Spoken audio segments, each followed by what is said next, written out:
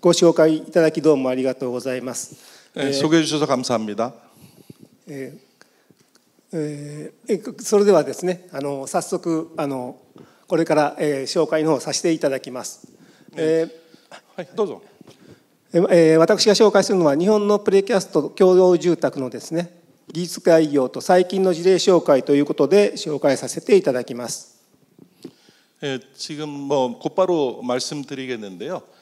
제가 발표할 것은 일본의 프리캐스트 공동주택에 대한 기술 개요 및 최근의 사례를 말씀드리겠습니다. 그러나 그 전에 잠깐 우리 소개를 좀 드리면 사카타 히로시 박사는 오사카 대학에서 공부하셨고 학위를 오사카 대학에서 받으셨고요.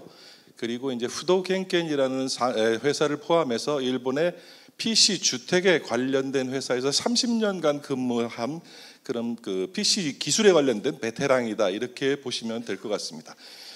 그리고 한국말을 배운 지가 한 3일밖에 안 되기 때문에 어쩔 수 없이 제가 통역하게 됐음을 좀 이해를 해주시기를 바라고요. 지금부터 다시 시작하도록 하겠습니다. 目次でございますが、私がご説明させていただくのは、1つ目が、歴史概要、2つ目が、PC 候補の特徴、3つ目が、現在の日本における一般的な PC 候補の概要、4つ目が、PC 候補に関する技術基準や参考資料、5つ目が、後でご説明いたしますけれども RPC とか WPC 工法の住宅の製造施工のビデオで、最後にですね、高層とか超高層の住宅事例についてご紹介させていただきます。목차는 여러분이 보시는 이 순서대로 갈 텐데 아마 프린트하고 조금 다르게 3번의 일반적인 PC 공법 개요를 설명드린 다음에 곧장 5번에서 보여드리려고 했던 비디오를 먼저 보시고 뒤로 넘어가는 게 설명 들으시기에 편할 것 같아서 저희 순서를 좀 바꿔보도록 하겠습니다. なお資料がちょっとたくさんありますので、ちょっと途中飛ばしたりとかですね、前後するところがありますがご容赦ください。제 욕심에 자료를 너무 많이 해놓은 바람에 조금 시간이 모자랄 수 있어서 어떤 부분은 막 넘어가고 그럴 테니까 그런 부분들은 가지고 계신 자료를 좀 참고해 주시면 좋겠습니다. まず一つ目の PC 工法の歴史概要でございます。 먼저 PC 공법의 역사에 대한 개요를 말씀드리겠습니다. 上の表はですね、プレイキャスト技術の3つの発展要因と歴史的動向ということで、縦軸に材料継ぎ手技術開発関係、2つ目が広報技術研究開発関係で、3つ目が組織基準を表しておりまして、横軸が年代を表しております。 먼저 표를 말씀을 드리면 어찌 보면 이 표에 일본의 PC에 관련된 역사가 다 표현되어 있다고도 볼 수 있는데요. 여태까지 프리캐스트 기술이 일본에서 발전해서 할 수 있었던 가장 큰 세 가지 요인을 말씀드릴 수 있는데 그것이 이 표에서의 세로축입니다. 즉 재료와 접합 기술의 개발이 시기와 함께 이루어졌다라는 것하고요. 두 번째로는 공법 기술 연구 개발이 이루어져 있다. 또 마지막으로는 그에 걸맞는 정부나 민간의 조직과 기준이 때에 따라서 준비되어 있었다라는 세 가지가 큰 특징이라고 볼 수 있습니다. まず上の表の3つ目の組織ということでございますが、日本で戦後ですね、すごく住宅が足らないということで1955年に日本住宅公団が発足しました。その後いろいろと名前を変えてですね、現在2004年からはですね、現在都市再生機構というのが発足されまして UR 都市機構とも呼ばれております。 먼저 조직을 보게 되면 저희 주택난이 이제 일본은 일찍 시작이 돼서 노동자 주택을 공급하기 위해서 1956년에 55년에 일본 주택공단이 발족을 하게 됩니다. 우리의 이제 LH 같은 공단이 발족이 되죠. 그랬다가 지금 쭉 이어오다가 2004년에는 주택공단이 이름이 UR 도시 재생기구라는 이름으로 바뀌게 됩니다. 真ん中のですね、広報技術関係で日本住宅公団が発足してから1956年でティルトアップ工法というここでは名前がティルトアップとなってますけれども、WPC 株式構造法 WPC 工法で2階建てが出来上がりました。その後1965年に4階建て、1971年にWC 工法の5階建てが一般化されました。それと1970年ぐらいからですね、高層土地の取得が困難ということで、高層化が始まり、1973年には 8PC 工法と書いている、これは 8WPC 工法でございますが、開発されております。それと同時に1970年に HPC 工法と呼ばれます桁行き方向が SRC 像で、播磨方向が鉄筋ブレースを含んだ耐震壁を持ったものが開発されておりました。その後1974年にラーメンプレキャスト工法コンクリートが進められましたけれども、公団の中では実現していません。で最終的にですね、壁式工法と RPC 工法の特性を生かした WRPC 工法というものが1989年に開発されております。두 번째로는 밑에서 두 번째 공법 개발에 관련돼서 말씀을 드리면 1956년도에 이제 틸트업 공법이라고 그래서요. 현장에서 콘크리트 프리캐스트 패널이나 이런 거를 만들어서 곧장 크레인으로 바로 옆에 있는 사이트에다가 조립을 하는 그 2층짜리 프리캐스트 주택이 시작입니다. 그 이후에 1965년도에 WPC 월 프리캐스트 콘크리트죠. 그 벽식 프리캐스트 콘크리트가 이제 주택공단의 주대에 의해서 4층짜리가 시작이 되게 됩니다. 그 이후에 이제 그 층수가 이제 고층화를 요구하다 보니까 HPC 공법이라든지 APC는 8층까지 가능한 벽식 PC 공법입니다. 그래서 8PC라고 되어 있고요. 그래서 그런 공법들이 개발되어 있다가 1974년부터는 그 이후는 라멘 프리캐스트 공법, 즉 벽식이 아니라 일반 골조에서 프리캐스트로 하는 공법이 개발이 됐습니다. 그 이후에 89년도에는 가장 최근이기도 합니다만 89년도에는 라멘조와 벽식 구조의 장점을 취한 WRPC 공법이라는 것이 개발돼서 실무에 적용되고 있습니다. 一番最上段の技術開発関係で一番大きな転機は1988年から1993年のニュー RC の開発プロジェクトでございます。それまでですね、コンクリート強度も18から27、あるいは鉄筋も SD295 から390だったものをですね、60メーター高層で60メーターの以上のものとですね、20階建て以上のものを目指していくということで、高強度材料の開発が進められました。 맨 위에 있는 재료나 이런 기술은 그런 기술 개발은 1988년부터 있었던 일본 콘크리트계 학회 내에서의 뉴 RC라는 것이 있었습니다. 이제 그 이후에 혁신적인 기술 개발, 재료 개발들이 많이 이루어졌고 그 이후에 압축 강도 100메가파스칼 이상이라든지 초고강도 철근이 사용이 일반화되기 시작했다라고 보시면 될 것 같습니다. 下のグラフはですね、RC 像集合住宅のそれぞれコンクリート強度や階数、高さ、主筋の降伏強度、先端補強筋降伏強度を含んだ実績値の推移でございます。横軸が年代で、縦軸が左側がコンクリート強度と地上階数、高さ、右側が主筋の降伏強度と先端補強筋の降伏強度を表しております。 이 표가 사실은 전체적인 일본의 역사, 기술 발전을 집약시키고 있다고도 보여줄 수 있는데요. 보시는 것처럼 콘크리트의 강도는 회색. 그래서 연도별로 콘크리트 강도가 어떻게 증가되고 왔는가를 보실 수 있고요. 또한 뭐 지상 몇 메타, 몇 층까지 지어졌다. 예를 들면 지상 층수가 요 파란색이니까요. 지금은 약 60층 정도까지 RC 주택은 물론이고 프리캐스트 주택이 건설되어지고 있다라고 보시면 되고 저 오른쪽에 있는 거는 철근의 강도라고 보시면 됩니다. それぞれですね、先ほど申しました1988から1993年の間に高強度化され構想化されております。コンクリート強度は1988年まで40程度だったものが現在では200ニュートン、地上階数ではですね、現在では最高で60階建てという形になっております。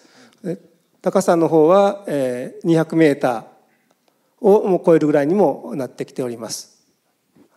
뭐 표에서 말씀 다 보시는 것처럼 아까 1988년도에 있었던 뉴RC라고 하는 그런 대규모 연구의 결과로 초고층에서 일반적으로 사용되는 범위가 예를 들면 철근도 SD 500, US 600, 그 다음에 700을 주근해서 사용하라고 하고 있고, 전담 보관근의 경우에는 우리로 따지면 SD 800급 또는 SD 1300급의 전단 철근들을 사용을 하고 있습니다. 또한 이쪽에 보시면 철 콘크리트의 강도는 1988년까지는 40메가파스칼 정도가 가장 컸다라고 하면 그 이후에는 계속해서 기술 개발과 함께 지금은 최대 200메가파스칼의 콘크리트를 사용을 하고 있고, 실무적으로 적용하고 있는 것은 약 120메가파스칼 정도의 콘크리트가 실제로 많이 사용되고 있습니다.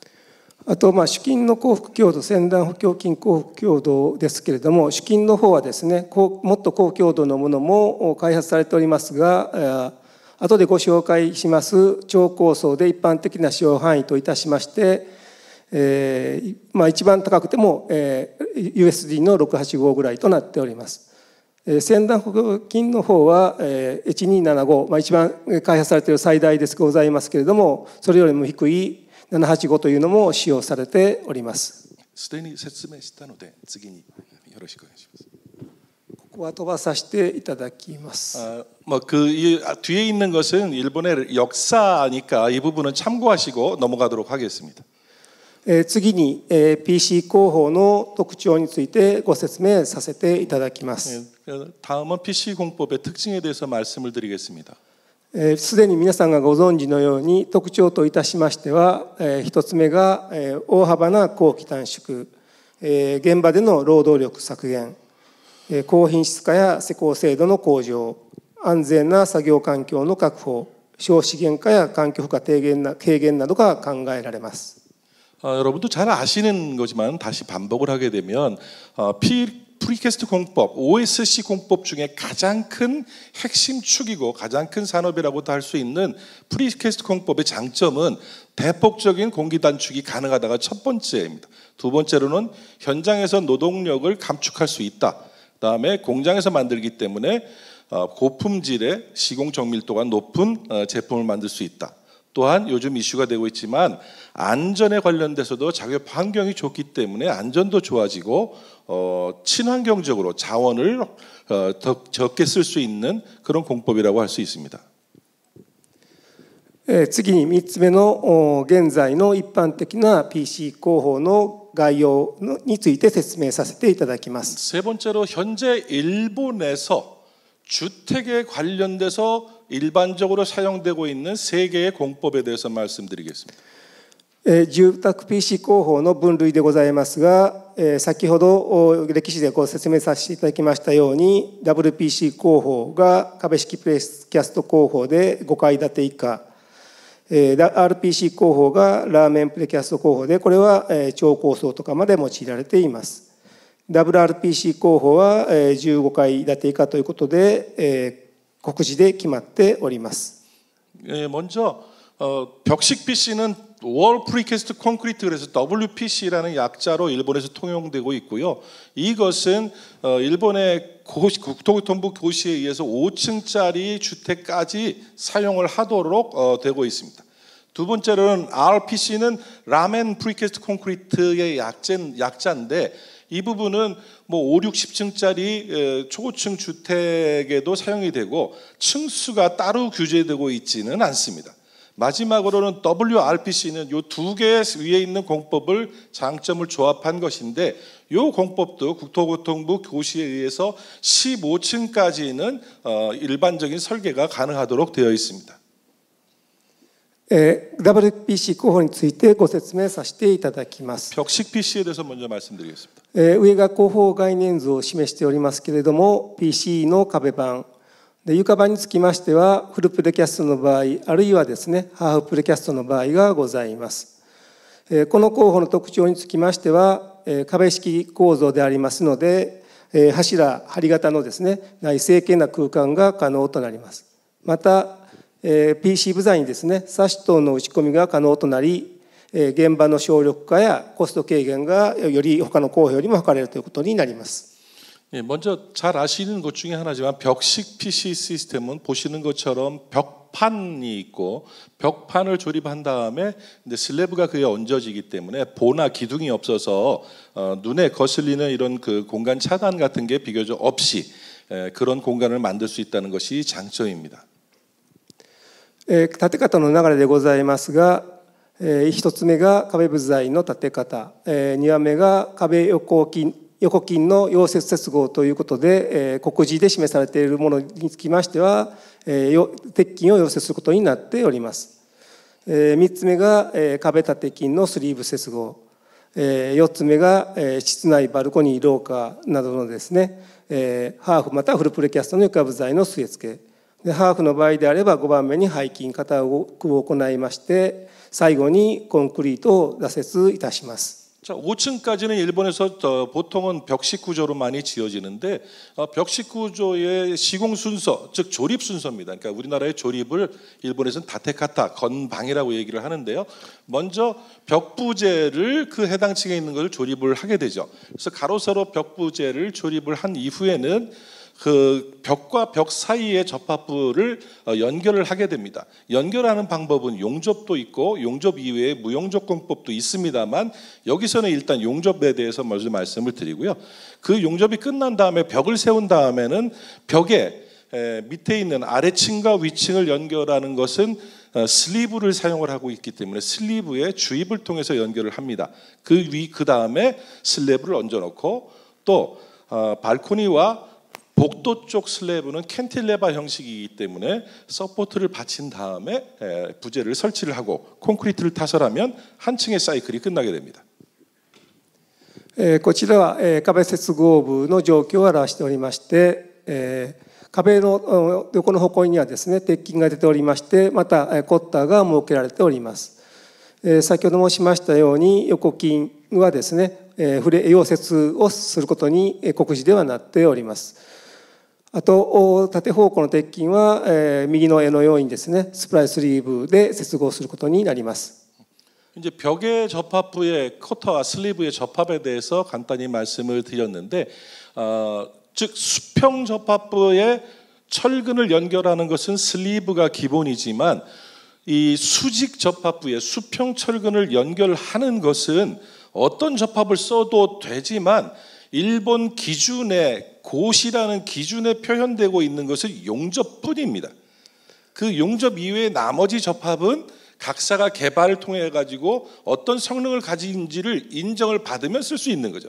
그래서 아직 일본의 5층짜리 벽식 구조에 있어서는 용접만이 기준에 써 있다라고 보시면 되고, 그래서 용접을 여기서 설명을 드리고 있습니다. こちらが平面的に見た壁のジョイント部がいろいろございますけれども、上の写真のように溶接合されています。また間のところにはですね縦筋とか背筋しまして、あとコンクリートを挫折するために型置きがされている状況を示しております。 네, 그러니까 벽 접합부 말씀을 계속 드리면 양쪽에서 철근이 나와 있으면 그걸 용접, 플레어 용접이라고 그러죠. 약간 겹쳐서 하는 용접을 하고, 만약에 T자형으로 붙어 있으면 이쪽 철근에 연결 철근을 이어붙여서 용접을 하게 됩니다. 그리고 그 접합부가 열려져 있는 부분은 나중에 뭐 철판이나 또는 목재거 부집을 통해서 형틀 작업을 한 이후에 충전을 해서 접합을 완료하게 됩니다. こちらは床のフルのプレキャストの場合ですので、溶接接合されている状況を上の写真に表しております。 그래서 요거는 이제 바닥판의 용접 접합을 얘기를 드리는 거고요. 나중에 또 말씀하시겠지만 여기서 소개하는 것은 풀 프리캐스트, 즉 위에 하프 타핑이 없는 경우입니다. 그래서 용접을 하게 되어 있다라고 말씀드릴 수 있고요. 하이. こちらはハーフの場合ですので、上に背筋してコンクリートが挫折されます。방금 전에는 이제 여기 이제 하프 슬라브인 경우에는 굳이 바닥에 용접을 할 필요는 없고 배근과 동시에 현장 타설과 합성시키면은 일체화가 가능한 것이죠. こちらが PC 版の製造工程を表しております。이런 형태로 PC판을 만들고 있습니다. 나중에 비디오로 보여드리겠습니다. こちらが当社で設計施工した場合の部屋の割りを表したものでございます。このようなケースがございます。 일본은 뭐 우리에 비해서는 집이 약간 좁은데 예를 들면 2LDK라는 거는 방이 2개, 리빙룸, 부엌과 다이닝룸, 식당이 있다라는 표현이고요. 이런 형태로 평면이 지어지고 이런 형태에서 벽이 있게 됩니다. こちらが施工した物件でございます。で、工程の比較でございますが、5階建てで30個の場合を想定しまして、上が在来壁式工法の場合で、躯体サイクル工程は1フロアで12から14日、それがですね、ハーフプレキャストの場合であれば5、6日で、フルプレキャストの場合は4、5日とかなり工期が短縮できます。 일본의 경우에 현장 타설을 하게 되면 지킹 그러니까 실제 워킹데이로 12일에서 14일 걸립니다. 한 층이. 그런데 하프 PC인 경우에 콘크리트를 타핑을 치는 경우에는 워킹데이로 5, 6일 한 층에 5, 6일 정도가 걸리고 풀 프리캐스트면 4일에서 5일 정도가 일반적인 공정입니다. こちらは日本でのですね、運搬制限による階高の制限ということで、国自では 3.5 メーターまで階高が取れるように最近ではなったんですが、運搬の制約でですね、右に示しますように一般的にはスプライスリーブで継ぎますんで、鉄筋が出ているのを考えると 2.85 メーター、それが鉄筋を後でつなぐように機械式鉄筋継ぎ手にしますと 3.15 メーターとなります。 일본 그 기준, 고시 기준에 의하면 3.5m까지 층고를 할 수 있지만 사실상 운반의 제한 때문에 3.15m가 최대고요. 일반적으로는 2.85m의 층고로 벽식 PC를 만들고 있습니다. 長さの場合、長さに関しましては、当社ではベッドがもともと 7.5 メーターで7メーターまでということになってますけれども、他の各社を見てもですね、やはり型枠をずっと利用するということで、一般的には6メーターぐらいまで、6、7メーターのものが多くなっております。 벽체의 길이를 말씀을 드리면 물론 벽체의 길이를 10m, 15m 더 길게 할 수 있겠지만 보통 여러 가지 제작이나 설계나 이런 문제를 감안하게 되면 한 6, 7m가 일반적인 벽체의 길이라고 얘기를 합니다. 특히 겐켄의 바이는 가지고 있는 그 베드의 크기가 7.5m이기 때문에 7m를 제일 큰 것으로 하고 있다라고 합니다. 次はラーメンプレキャスト工法の場合でございます。다음은 RPC입니다. 同じく工法概念図でございますけれども、こちらはラーメンといってもですね、一応小高い壁がある場合を考えてますので、耐力壁がございますけれども、両方向ラーメンでも問題はございません。一応 PC 柱、PC 桁張りと、一般的にはやはりバリアフリーとかに対応するためにハーフ PC 床板が採用されております。先ほどと違ってですね、壁式と違って大空間も可能でですね、部屋割りが自由にできるという特徴がございます。 RPC는 저 벽이 가운데 있는 PC 내력벽이라고 써 있는 것은 있어도 좋고 없어도 좋은 겁니다. 그래서 이쪽에는 이제 보만 가 있을 수도 있고 그래서 양방향으로 라멘이 가능하고 벽체 있는 것도 물론 이해 가능합니다만 바깥쪽에는 ALC판이 되어 있고요. 기본적으로는 RC 기둥과 사각형 기둥과 보로 이루어진 공법입니다. 雑壁についてはALC とか使われる場合が多いです。 외벽은 주로 ALC 벽을 많이 쓰고 있습니다. こちらが立て方手順で順次部材を立てかけていくということになります。後でビデオがありますので詳しくはそちらの方でさせていただきます。 이거는 비디오로 참고하시길 바랍니다.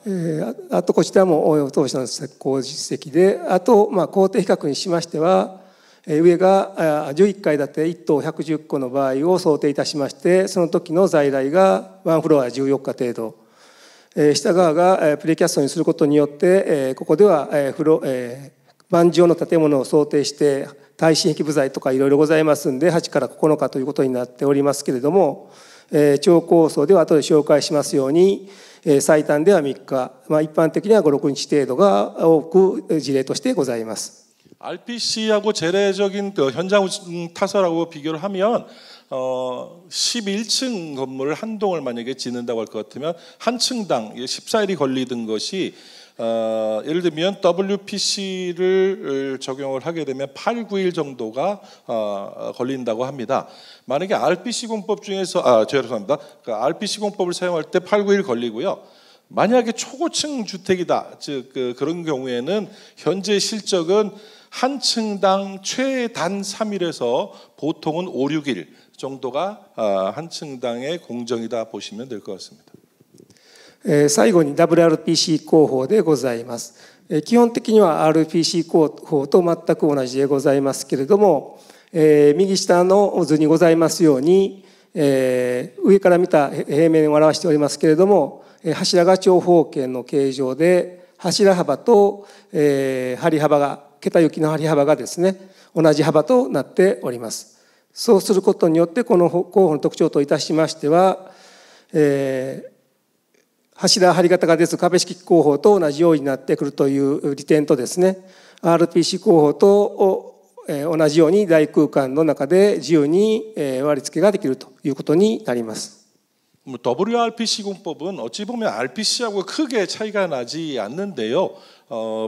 예를 들면 단변 방향으로는 벽 속에 보가 들어가 있다, 보강근이 들어가 있다라고 보시면 될 것 같고, 장변 방향으로는 라멘 구조로 되어 있는데, WRPC와 RPC의 큰 차이점은 저 기둥의 사이즈 형태라고 보실 수 있을 것 같습니다. 즉 기둥이 굉장히 옆으로 평평한 형식으로 되어 있어서 벽 안으로 들어가게 되어 있어요. 그래서 보의 폭도 거기에 맞춰지게 되어 있는 것이 특징입니다.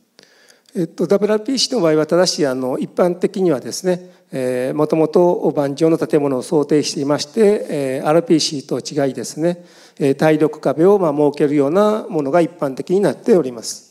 제가 설명드린 겁니다. こちらは壁柱とですね、梁のところを立面的なものを見ておりますけれども、扁平柱の形状は柱幅と柱性がですね、1.2 から 1.5 程度が一般的な値となります。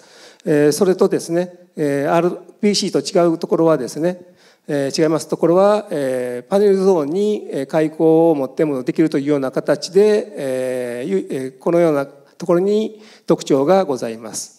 그러니까 WRPC의 특징은 기둥이 굉장히 벽기둥처럼 넓은데 그 형상비는 폭과 높이의 비가 1:2에서 1:5 사이입니다. 그러다 보니까 넓은 기둥에 관통 구멍을 필요로 하는 경우가 많았기 때문에 기준에 어느 위치에 어느 정도 구멍까지 가능하다라는 제한을 두고 있습니다.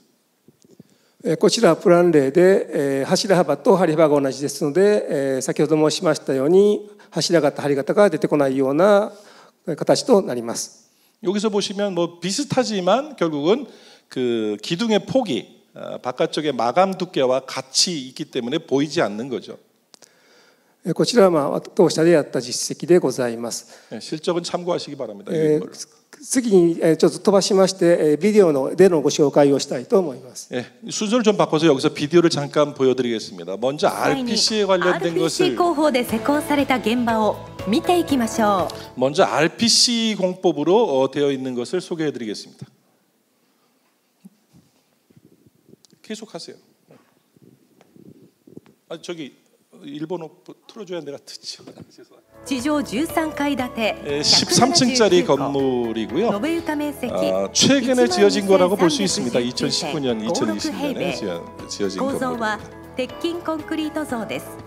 원래 이 건물은 철근 콘크리트 현장 타설이었지만 프리캐스트화되어 있었는데요. RPC 工法が採用されました。 이게 인면과 평면을 보고 있습니다. 15間の耐力壁重固床 자, 초록색은 내력벽인 거죠. 말코니 내력벽이 있습니다. RPC인데도 屋外階段 불구하고 エレベ 내력벽이 ーターシャ 있고 フト壁マリオンです。柱は 그다음에 現場打ちコンクリートと 보아 しています。 벽체 슬래브는 PC로 되어 있는데 기둥만큼은 여기서는 현장 타설이라는 것이 좀 14個 특징입니다. 並ぶ平面形状でエキスパンションジョイントを設け2棟と 건물이 していま 길기 す。 때문에 중간에 익스펜션 조인트를 하나 두었다. また立面的には2階から13階の基準階高を 2.91 メートルで統一しています。 2층에서 13층은 층고를 2.91m로 통일을 했고 1층이 3.11m가 되고 있습니다. 運搬上の制限を超えるため耐力壁は現場打ちコンクリートとしています。 그래서 맨 それで 외벽과 は 기둥은 加古川 현장 日 타설 中 콘크리트를 宅 쓰고 におけ 있어요. る2階からのサイクル工程の施工手順を見ていきましょう。 자, 그래서 2층부터 한 층을 어떻게 만드는지를 공정을 한번 보겠습니다. 아까 말씀드린 바와 같이 기둥은 현장 타설이기 때문에 현장 타설로 해서 하고 있고 나머지 벽과 상병 방향은 PC 부재를 쓰고 있고요. 철근은 앵크로즈 용접이라고 그래가지고 겹침이 아니라 어떤 맞댐 용접이라 해야 되나요? 廊下とバルコニーの PC 床を敷き並べていきます。 네, 그래서 캔틸레바 부분과 저쪽 続いて 복도 부분, エレベーター 그다음에 や 저쪽 엘리베이터 階段等を 코어도 所 PC 定の位置 벽체로 に 하고 設置 있습니다. し、重固床の配管・配線工事を行い、スラブ上履き等の 그런 配筋 다음에 を 하프 コンクリートを PC니까 打設 현장 し、 타설 배근을 柱、 하고 梁、 콘크리트를 床、 타설한 壁を 다음에 一体化します。 일체화를 하게 됩니다. これまでの手順を繰り返し、3階から13階まで 뭐 の工事を 이런 進めて 공정을 いきます。 계속해서 11층까지 계속하게 되면 우리 이 では、実 11층짜리 際に使用した 공동주택이 部材の 완성되게 制 됩니다. 作工程についてご紹介し 자, ましょう。 그러면 어떻게 했는지 제작 공정을 한번 잠깐 살펴보시겠습니다. 今回使用された部材は自社工場である水口工場で製作されまし 이 프로젝트에 사용된 공장은 た。 이제 滋賀県甲賀市にある 미나구치라는 水口工場 공장입니다. は 일본의 시가현에 있는 1972 공장이고 敷 켄켄의 地面積 공장입니다. 53,600平米、建物面 일본의 積 공장은 우리가 생각하는 것보다는 공장 자체의 규모는 그렇게 크지 年間 않아요. 2万リュウベイの 그래서 生 이 産能力を有 미나구치 する 공장 工 같은 場です。 경우에는 1년의 생산 능력으로만 따지면 ISO 2만 입방메타 9001 シリーズのほ 정도가 か 됩니다. 그래서 우리 같은 경우에는 보통 뭐 10만, 20만 쉽게 생각하는데 여기서는 2018年 그렇게 には 큰 試 공장은 験室 없어요. を新 일본은. 設し、さらなる品質管理の交渉にも努めています。 며칠간 제가 같이 켄켄의 다양한 사카타 부자에게 박사하고 다양한 얘기를 데기를 했는데 製造ラインと 먼저 이걸 말씀드리면 充実した 미나구치 設備により 공장 이외의 나머지徹底した 공장이 品質 전국에 管理の 있습니다만 下で 대부분 다 PC 협력 부자의 공장과製造を行い OEM과 これまで 그다음에 제휴 공장이고 柱、梁、 미나구치 공장이 床、 현재 켄켄이 가지고 壁 있는 など 공장입니다. さまざまなコンクリート部材を供給してまいりました。鉄筋の加工・組み立てはあらかじめ所定の場所で行われます。 먼저 이제 철근을 아시는 것처럼 먼저 금이 가공을 한 다음에 가타와 소정의 크라인이 위치에다가 집어넣게 되죠. 거푸집 안에다가 工場内に設 그런 置さ 다음에 れた 공장에 バ 있는 ッチャー 배치 プラントで 플랜트에서 コンクリートの配合、 콘크리트를 練り 타설을 混ぜ 하게 を 될 管 겁니다. 理します。練り上がったコンクリートをバケットで製造ラインに運び、型枠内にコンクリートを打設します。打設の際にはバイブレーターで十分に締め 타설할 固め 때는 を 우리가 行い、 똑같습니다. 바이브레이트를 密実なコン 사용해가지고 クリート 하는데 に仕上げます。 뭐 그렇게 시설이 현대적이라고 볼 수는 없지만 품질 관리를 굉장히 꼼꼼하게 하고 있다라고 생각이 되고요. 틸팅 테이블을 통해서 보통 이제 벽체를 뉘어서 만들고 세워서 보관을 하고 운반을 하게 됩니다. 寸法などの検査を行います。 다 만든 다음에 이제 품질 製 검사를 造から 하게 出荷 되겠죠. までの各工程では、さまざまな規格に基づいた品質管理体制のもと、徹底した検査を実施。 우리하고 일본이 제일 많이 다른 高品質な製 점은 品作りに努めてい 품질 ます。 관리에 들어가는 인원, 그 다음에 거기에 들어가는 노력이 글쎄요, 우리보다는 아직은 좀 더 엄격하다고 볼 수가 있을 것 され 같습니다. ていきます。 일단 현장으로 운반을 하는데 아까도 말씀드린 것 같이 저 길이가 한 7m 정도가 일반적이다. 7m보다 긴 건 잘 안 만든다는. 2019年7月より本格的な工事が始まり、2019年10月より 일본은 육상 운반비가 상당히 비쌉니다. 그래서 현장으로 가져온 다음엔 현장에서 수입 검사를 한 다음에 PC 부재를 현장에 설치를 하게 되겠죠. 11月より2回針の立て方が始まりました。2階から上階の RPC 工法のサイクル工程を見ていきましょう。조금 빨리. まず PC 部材の耐力壁を搬入し、ニトリ検査を行い、 PC 벽체가 현장에 오면 이제 그 반입 검사를 하게 되죠. 그래서 먼저 깔몰타를 벽에 위에다가 설치를 하게 됩니다. 깔몰탈 위에 벽체를 가볍게 두드리는 형태로 설치를 하게 되고요. 그 다음에 벽체의 수직도를 맞추고 그 다음에 그 수직도를 유지하기 위해서 프랍 서포트를 대게 됩니다. 이게 이제 깔몰타를 시공한 전경인데 그 이후에는 수직 접합 철근을 연결하는 슬리브에다가 몰타를 그라우트를 주입을 하게 되죠. 보시면 그라우트가 다 주입되면 꼭지가 나오게 돼 있어요. 그 다음에 수평 벽체의 양 수직 접합을 연결하는 수평 철근은 용접을 통해서 접합을 하거나 또는 무용접 공법을 쓰게 되죠.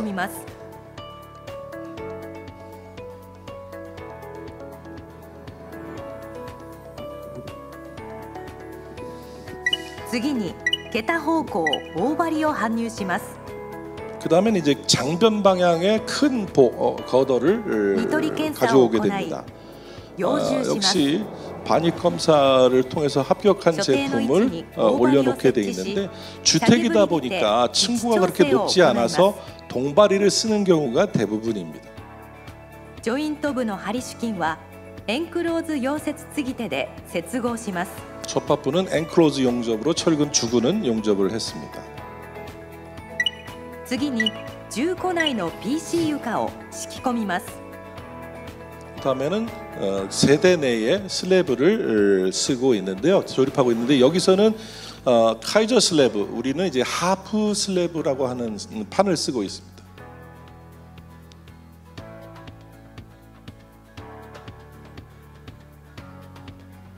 하프 슬래브를 전부 이제 배근을 한 다음에는 屋外階段、エレベーター壁、マリオンを 엘리베이터의 벽체라든지 멀리언이라고 하는 그런 어떤 수직 부재를 설치를 하게 되고요.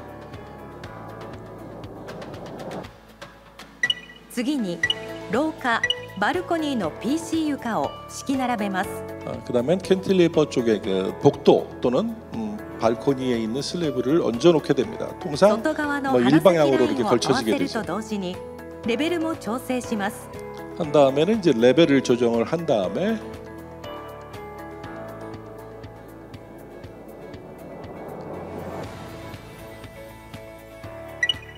その後 PC 床の上場の背筋工事、設備の配線、配管工事、段差部の型枠工事を行います。 最後にコンクリートを打設し、柱、梁、 마지막으로는 해당 층에 콘크리트를 타설을 하면서 이제 여기서는 현장 타설 기둥이기 때문에 기둥도 아래층 기둥도 한꺼번에 타설을 하게 되겠죠.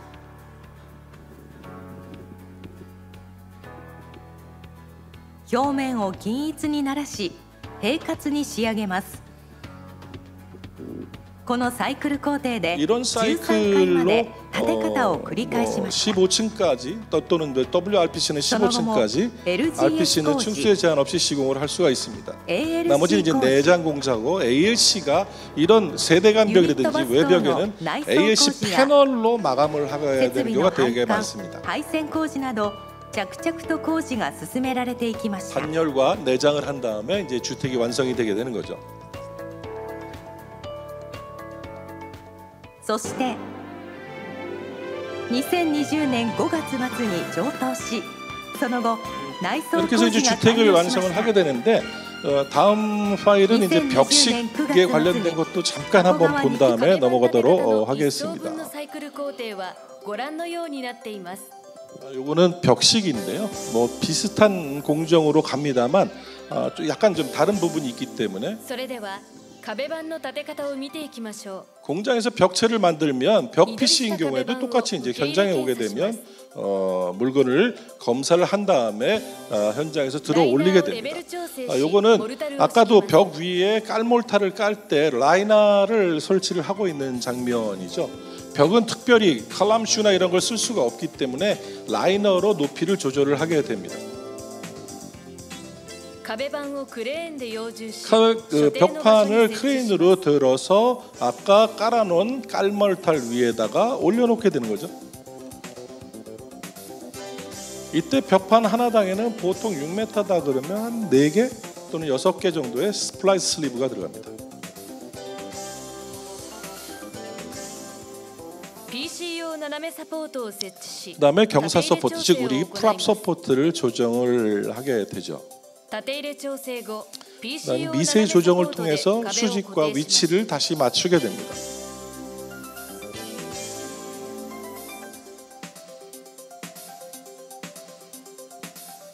그다음에 벽과 벽 사이의 철근을 먼저 연결 위에 슬래브를 얹기 전에 벽과 벽 사이의 철근을 어떤 방식이든지 연결을 합니다.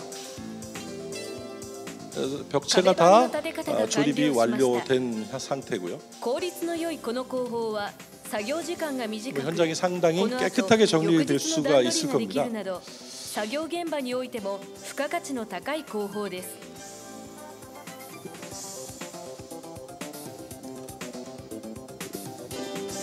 그런 다음에는 次に 아까 그 モルタ 수직 ルを充 철근 填します 접합부에 고강도 무수축 그 고치라가 그라우트를 하게 모르타르 되는 거죠. 주텐의 즉 이미지です. 우리가 쉽게 흔히 알고 있는 스플라이스 슬리브 안에 몰타를 주입을 하게 됩니다. 우리도 똑같이 몰타를 사용을 하고 있지만 그 철근의 강도나 또는 요구 성능에 따라서는 그라우트의 강도가 굉장히 높아요. 그래서 어떤 경우에는 120메가파스칼 정도에 되는 초고강도 무수축 몰타를 요구하는 경우도 있습니다. 자, 저런 식으로 해서 충전이 되는 거죠. 내부에 있는 스플라이스 슬리브가.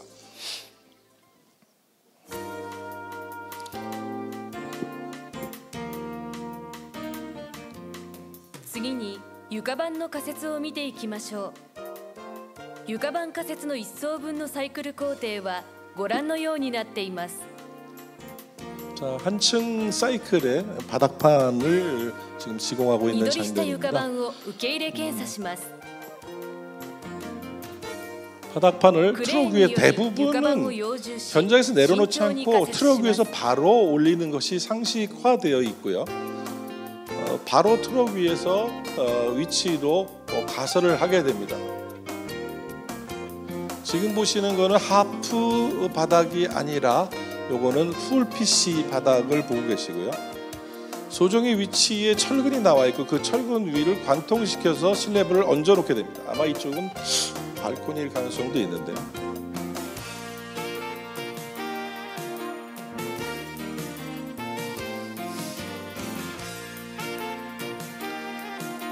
바닥판을 올려놓았으면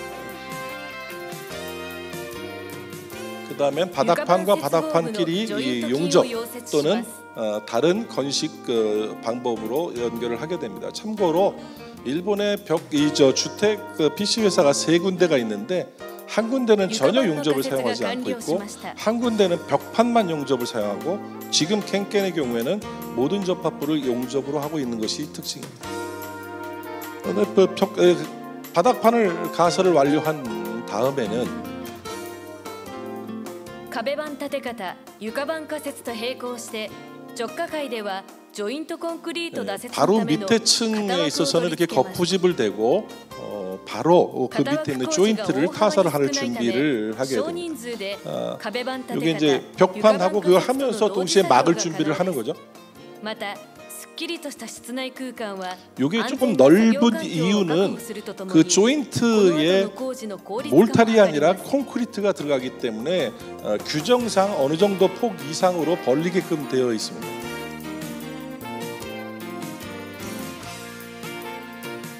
뭐 일본의 경우에는 주택에서 PC 계단을 사용하지 않고 현장 타설하는 경우는 거의 없고 대부분 PC 계단은 다 계단은 PC로 하고 있습니다. こちらは PC 階段の建て方です。チェーンブロックによりレベル調整を行い設置。仮設資材や廃材がなく、建て方完了後から作業用階段として使用が可能です。 이 PC 계단은 바로 설치한 다음에 작업용으로도 쓸 수 있으니까 되게 편리하다고 볼 수 있고.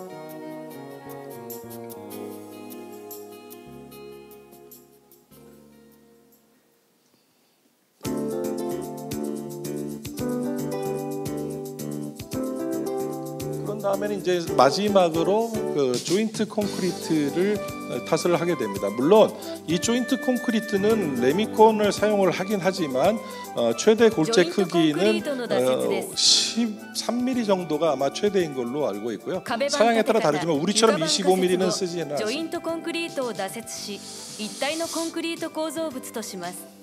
그래서 조인트 콘크리트를 타설을 하게 되면 전체 슬래브 벽체가 다 이제 같은 일체화가 되는 거죠. 그래서 공기가 새지 않고 기포가 생기지 않게 두드려주면서 수직 접합부와 수평 접합부의 콘크리트를 타설을 하게 되면 한 층분의 구조체가 완성이 되는 거라고 볼 수 있을 것 같습니다. 여기까지만 하시죠. 여기까지만 하겠습니다. いろいろな候補を見ていただきましたけれども、説明させていただきましたけれども、それらを設計するための施工するためのですね、技術基準参考資料について簡単にご説明させていただきます。 지금 비디오를 보셨지만 이런 여러 가지 건물을 짓기 위해서 어떤 기준과 자료를 가지고 있는가를 설명드리겠습니다. まず技術基準関係でございますけれども、WPC 候補につきましては、このような形で階数5階以下、軒高20メーター以下、階高3.5メーター以下というような形で、PC 候補だけでなく現場打ち候補も記載しています。下は WRPC 工法で株式ラーメン鉄筋コンクリート像設計施工指針というのがございまして、階数地上15階以下、軒高45メーター以下となっております。 이거는 이제 그 가장 상위에 있는 기준, 법률적 효력을 갖는 기준이죠. 그래서 벽식 공법과 WRPC 공법에 대한 기준이 두 개가 있습니다. 次に、日本建築学会関係で参考図書となりますけれども、RPC 工法の場合は先ほどのようなですね、技術基準というのはありませんでして、現場打ちと同等の性能を有することが必要であるというような学会の基準が用いられています。これは2002年に作られまして、今現在材料の高強度化とかですね、設計の多様化、施工技術の高度化とかいろいろとですね、内容が変わってきておりますので、現在改定中でございます。그다음에는 이제 학회에서 출간한 방금 전에 있는 설계 기준을 참조한다 또는 보완한다는 의미에서 있는 것인데요. RPC 공법 같은 경우에는 현장 타설과 동등한 콘크리트, 현장 타설 콘크리트하고 동등한 PC면 된다라는 겁니다. 그래서 현타하고 강도나 강성이나 변형 능력이 유사한 프리캐스트 콘크리트를 짓게끔 되어 있습니다. 下は WPC 工法で本来技術基準がございますが、一般にですね、告示ではですね、保有水平対力を求めることをせずにやられていますので、学会の基準では保有水平対力を原則確認するというようなスタンスに立って基準が作られております。 기준에는 사실 여기 뭐 좀 생소한 단어입니다만 보유 수평 내력이라는 거 일본은 기준에서는 아까 그 WPC 기준을 따르면 하지 않아도 되지만 학회에서는 저 보유 수평 내력을 좀 원칙적으로 확인하도록 유도를 하고 있는 게 좀 차이가 있습니다. こちらは材料施工関係でございます。上がJAS5標準証書の JAS5で現場打ちの鉄筋コンクリート工事について2015年に作られまして、その後2018年に告示の改正が使用材料とか型枠の取り外しコンクリートの強度がございまして司法改定がされております。ただしハーフプレキャストのような現場打ち部分があるようなものにつきましては20節にですね述べられております。また現在右に示しますプレキャスト複合コンクリート施工指針同解説というものも出ております。 먼저 이제 견장 타설 콘크리트 분의 표준 시방서인 거죠. 그래서 1번은 JAS라고 하는 기준이 있습니다. 표준 시방서의 5편 JAS5의 현장 타설 청구 콘크리트에 관련된 표준 시방서가 있는데 20절에 프리캐스트 복합 콘크리트 항목이 있습니다. 그거는 하프 핏이기 때문에 위에 현장 타설 부분이 있어서 JAS5에 속해 있습니다. 下の方がプレキャストコンクリート、鉄筋コンクリートを使う際の標準使用書です。主対象の工法といたしましては、一番初めはですね、壁式だけしかありませんでしたので、WPC 工法だけでしたが、先ほど来説明させていただきました RPC 工法、WRPC 工法、HPC 工法なども解説されております。 그다음에는 이제 프리캐스트 콘크리트 표준 시방서는 JAS10 10번째 JAS에 수록되어 있는데요. 처음에는 1965년도에 JAS10이 처음 만들어질 때는 벽식 구조밖에 없었기 때문에 WPC 공법에 관련돼서만 써 있었습니다만 공법의 발전과 더불어서 JAS10에는 지금 WPC, 그다음에 RPC, WRPC 그다음에 합성 공법에 이르기까지 총 망라에서 프리캐스트에 대한 표준 시방이 적혀 있습니다. その内容の抜粋でございますが、コンクリートの調合でとか試験検査方法、あとコンクリートを打ち込む前の検査、形状寸法で、等が書いて製品検査の形状寸法が書いておりまして、右側にあくまで許容差の例としてですね、それぞれの許容差が書いております。 우리도 마찬가지입니다만 JAS10에는 PC 제품에 대한 예를 들면 그 거푸집 검사라든지 타설 전 검사 또는 타설 후 제품이 나왔을 때 제품의 오차 이런 것들이 적혀져 있습니다. 製品検査におきましてもコンクリートのひび割れとか破損とかそれぞれいろいろな問題が生じますので補修方法の区分の例とかいうものがですね右の表のように挙げられております。 균열에 관련돼서도 어느 정도까지는 괜찮고 보수가 필요한 것들이 규정되어 있습니다.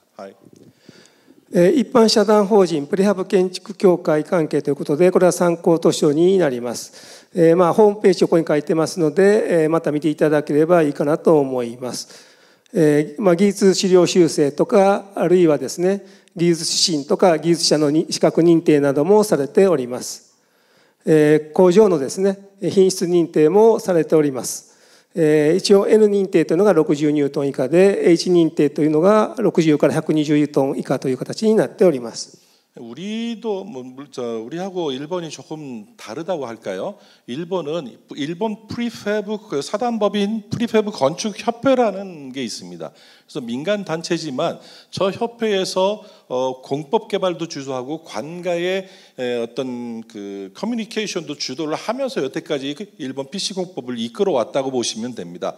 이 협회에는 모듈라 주택과 PC주택, 그 다음에 재난주택까지 포함해서 현재 부회가 구성되어 있고 그 내부의 건축부에서 PC를 다루고 있는데 그 건축부에서 하고 있는 여러 사업 중에 중요한 것들 중에 하나는 PC 공장 인증 사업입니다. 그래서 그 정부에 들어가는 공공주택에 사용되는 왜냐하면 우리도 마찬가지지만 일본도 GIS 규격, 즉 KS 규격이 아니기 때문에 자체적으로 어느 정도의 품질을 확보해야 되겠다라는 이 의지 아래서 이 PC 공장 인증 제도를 채용을 하고 있습니다. 그래서 고강도, 일반 강도를 구분하고 있는 거죠. あとビデオの方は見ていただきましたけれども、当社のホームページにですね、先ほどのビデオがございますし、またプレキャストとのプレストレスコンクリートにつきましても載っておりますので、ご興味のある方はまたご確認ください。 순서를 바꿔서 미리 보여드렸지만 캔캔 이 회사의 홈페이지에 보시면 무비 갤러리가 있습니다. 그 무비 갤러리에 방금 전에 비디오를 포함해서 프리캐스트 프리스트레스 즉 현장에서 포스텐션 하는 그런 무비도 있으니까 들어오셔서 참고하셔서 보시면 좋겠습니다. 最後に高層超高層住宅事例でございます。 마지막으로 고층, 초고층의 PC를 사용한 사례를 보여드리겠습니다. 最初のものはですね、地上30階と、規模が小さいですけれども、最近では地上30階以上のものが割とプレキャストが用いられています。これには基礎免震が用いられて、コンクリートが70ニュートンまでが用いられています。また、当社の水口工場で、外周柱梁部材を製作してモックアップも行っております。 단장님 한 5분 정도 조금 더 하셔도 괜찮을게요. 죄송합니다. 5分ぐらいはちょっと伸ばしてもいい。먼저前のページお願いできますか。前のページ。ごめんなさい。前のページです。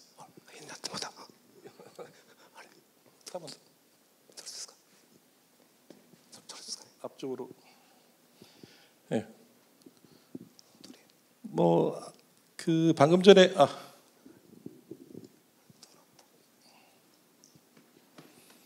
지금 보여드릴 거는 이제 뭐 캔캔이 이 모든 초고층 건물은 일본에서 흔히 볼 수 있는 시내에서 볼 수 있는 50층, 60층짜리 아파트는 사실상 PC 회사의 주도로 이루어지는 것이 아니고 우리나라의 뭐 현대건설이든 삼성건설이든 GS건설이든 큰 일본 말로 하면 오테제네콘 회사의 주도에 의해서 만들어집니다.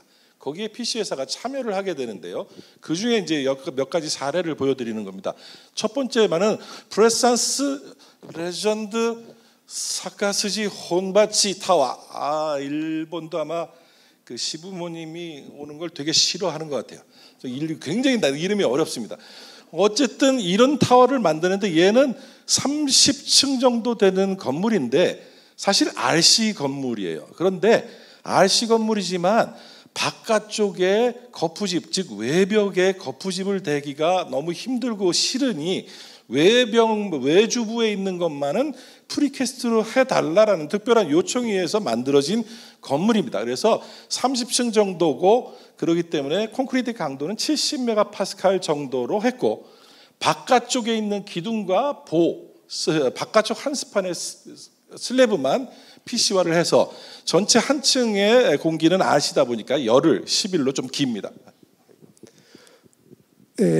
超高層であればスーパーゼネコンさんが多いんですけれども、こういった30階ぐらいの規模のものはですね、いろいろな中堅ゼネコンさんがやられております。こちらがモックアップ状況でございます。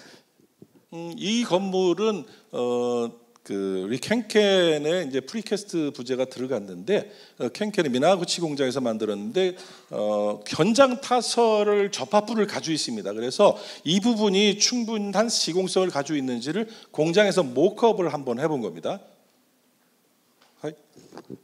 こちらが実際の現場の状況でございます。あと外周だけがプレキャスト化され、床板とですね、外周がプレキャスト化されておりまして、内部の方はですね、現場打ちですので、工程が10日ぐらいと、普通よりもちょっと遅くなっております。 네, 말씀드린 것처럼 면진이 적용되어 있고 슬래브하고 외주부만 프리캐스트화가 되어 있고 내부는 현장 타설이기 때문에 공기는 조금 긴 열흘의 한 층 정도가 되고 있습니다.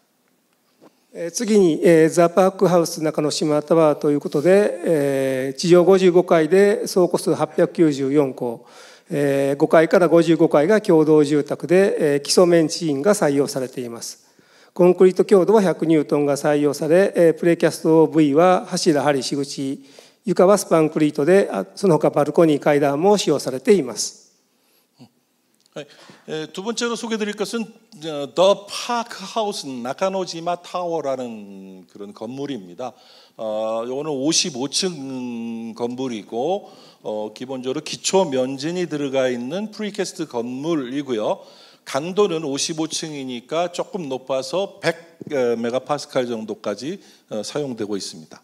이건 전부 프리캐스트예요. タクト工程は6日となっています。 한 층당 공기는 6일입니다.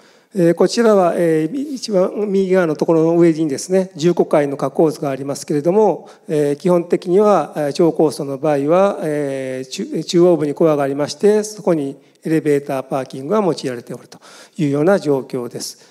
普通のものとちょっと違いまして、基準断面図を書いておりますけれども、床にスパンクリートを設けてそれを斜めにかけ、その固めることによってうまいことですね、配管スペースに使っておるというような状況でございます。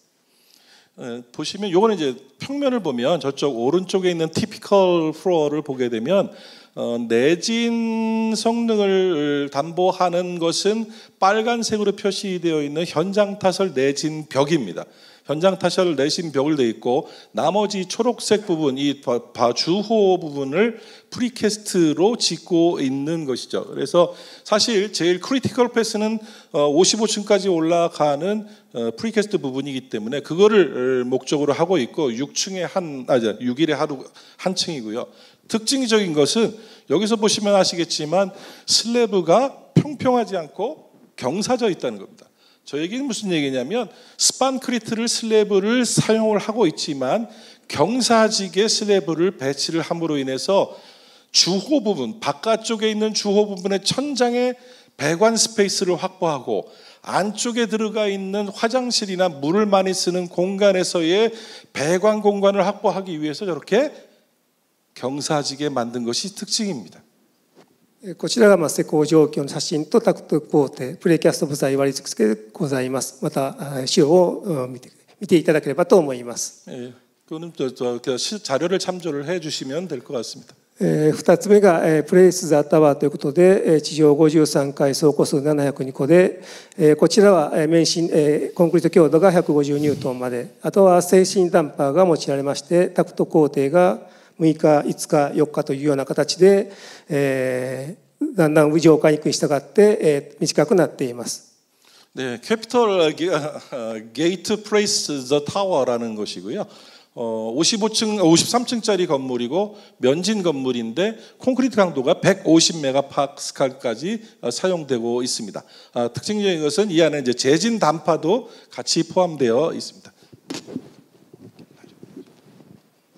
こちらがコンクリート強度区分で下層階の色のついているところが150ニュートン、緑のところが120ニュートンというような形になっています。